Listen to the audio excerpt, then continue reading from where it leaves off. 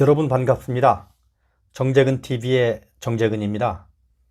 매월 한 번씩 일요일날 전방부대의 작은 법당에 가서 법회를 진행하고 법문을 하는 것은 이제 제 일상의 작은 보람으로 자리 잡았습니다. 종교활동 이전에 제 아들 또래의 용사들을 만나고 대화하는 그 자체가 행복입니다. 그래서 저는 법문도 가급적 부처님의 교리를 직접 이야기하기보다는 저와 제 아들들의 군생활 경험을 토대로 용사들이 고민하는 일에 대해 대화하고 또 부대가 저를 통해 용사들에게 하고 싶은 말을 대신하기도 합니다.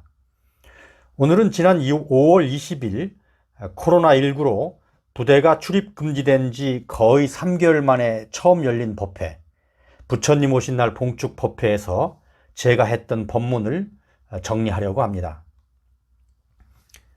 인문학에 관심 있으신 분들에게 우리 사회가 지향해야 할 정의라든지 인권, 평등이라는 가치가 어떻게 불교와 연계되어 있는지 알아보는 것은 꽤 의미가 있을 것 같습니다. 구독, 좋아요는 사랑입니다. 자, 그럼 이제 법문 내용을 정리하겠습니다. 여러분 반갑습니다. 오늘 불기 2564년 국사봉대대 보리수법당 부처님 오신 날 법문을 하게 된 고담포 교사입니다. 코로나19로 많이 힘드셨지요? 이 자리에 참석하신 대대장님을 비롯한 모든 국사봉대대 용사님들 덕분에 저희들은 후방에서 마음 편히 생업에 종사하고 마음 놓고 잠을 잘 수 있습니다. 법문을 하기 전에 먼저 정말 여러분의 수고에 고맙다는 말씀을 드립니다. 오늘은 부처님의 첫 번째 계율인 불살생계, 모든 살아있는 것을 죽이지 말라의 의미에 대해 알아보겠습니다.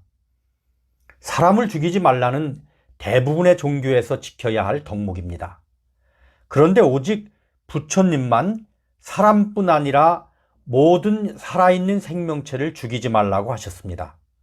이것은 부처님이 이 땅에 오신 이유이기도 하기 때문에 오늘 부처님 오신 날 이 불살생계가 지니고 있는 깊은 의미에 대해 함께 생각해 보는 것은 참 뜻깊다 하겠습니다. 옛날 한 스님이 반드시 성불을 하고야 말겠다는 큰 서원을 세우고 맹렬하게 공부하고 있었습니다. 특히 그는 자비행을 실천하는 데 온 힘을 다했습니다. 하루는 비둘기 한 마리가 독수리에게 쫓겨서 스님의 품속으로 날아왔습니다. 독수리가 스님에게 비둘기를 돌려달라고 말했습니다. 스님은 자기는 공부를 시작할 때 모든 생명을 구원하겠다는 원을 세웠으므로 절대 그렇게 할 수 없다고 했습니다.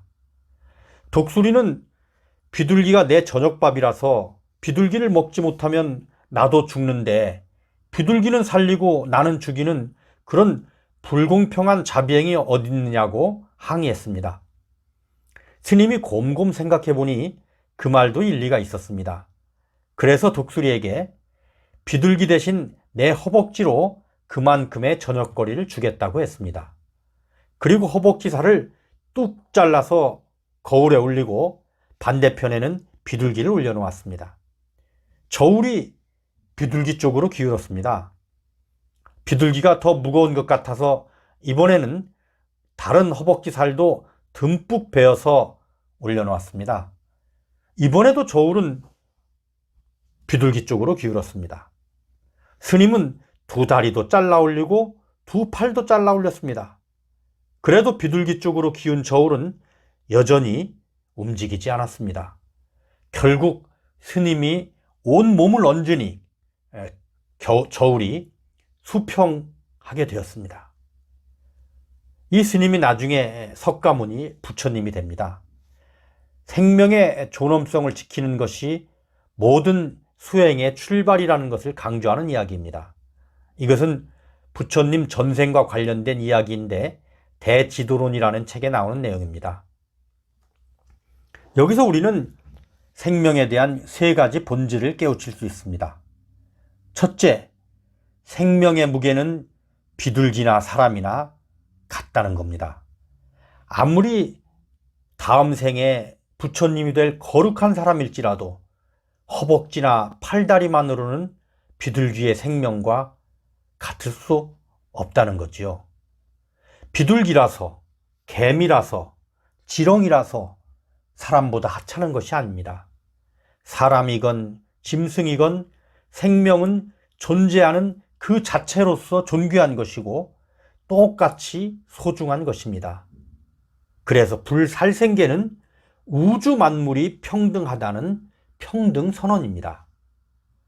두 번째로, 생명의 존귀함은 능력의 유무를 떠나서 존재한다는 것입니다.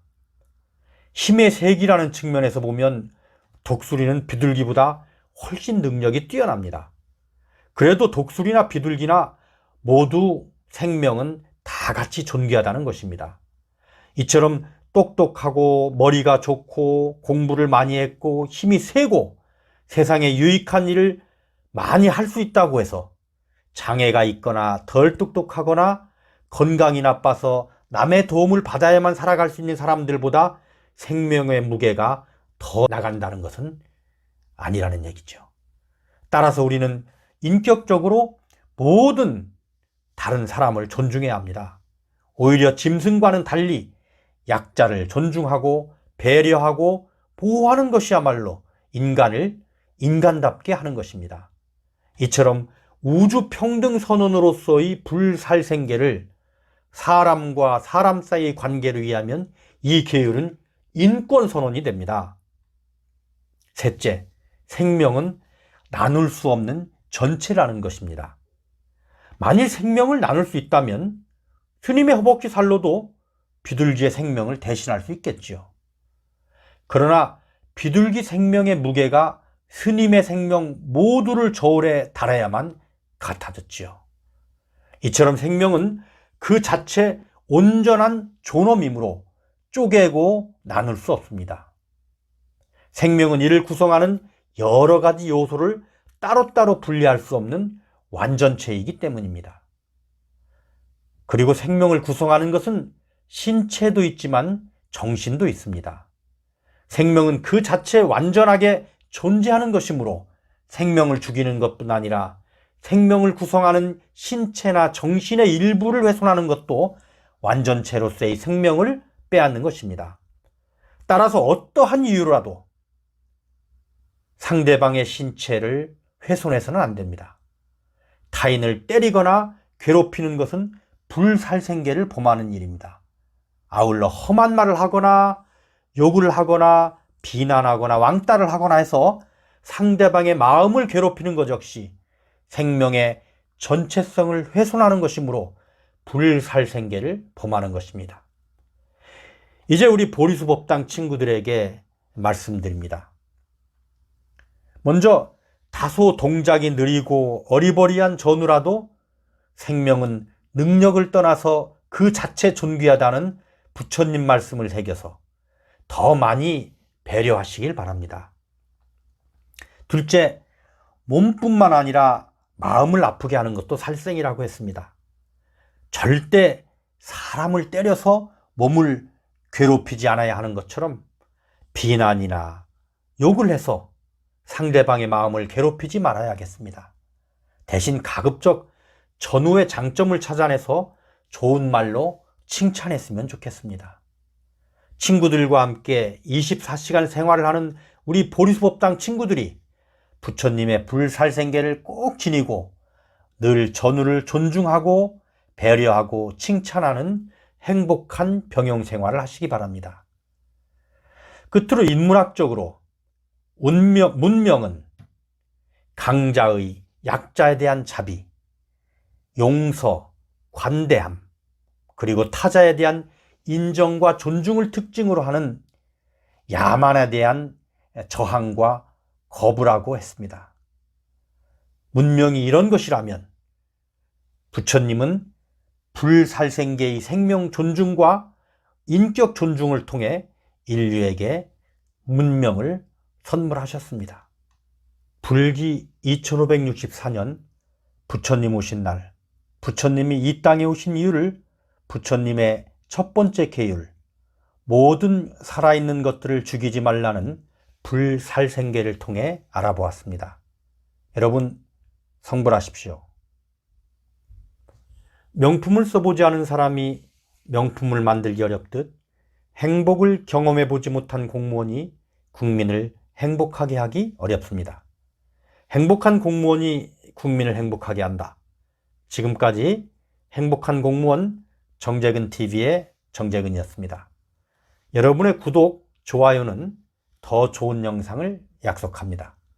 경청해 주셔서 고맙습니다.